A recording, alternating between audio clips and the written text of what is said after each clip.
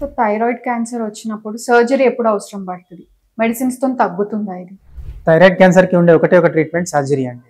Okay. మనకి medicines కానీ ఏమీ ఉండవు, దేనికి రెస్పాన్స్ ఉండదు. అందుకని operation is the main treatment అన్నమాట. ఓకే.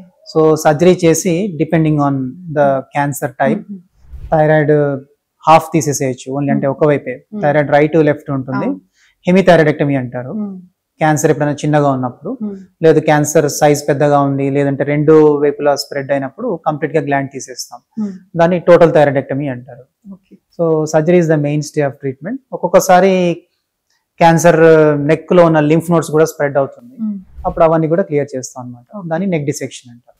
సో ఇప్పుడు మీరు అన్నారు కదా థైరాయిడ్ ఏ స్టేజ్ లో ఉన్నప్పుడు thyroid surgery, I mean cancer వచ్చినప్పుడు సర్జరీ చేస్తారు. వన్స్ అది క్యాన్సర్ అనేది డయాగ్నోస్ అయిన వెంటనే that is the only solution. దానికి సర్జరీ చేసి రిమూవ్ చేయాలి.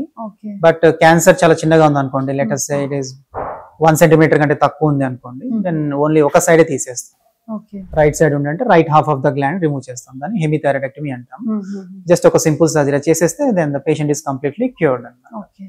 ఒకవేళ సైజ్ మోర్ దాన్ 4 centimeters ఉన్నా, లేదు లింఫ్ నోడ్స్ కి కానీ చుట్టుపక్కల టిష్యూస్ కానీ స్ప్రెడ్ అయినప్పుడు టోటల్ గా కంప్లీట్ గ్లాండ్ రిమూవ్ చేస్తాం.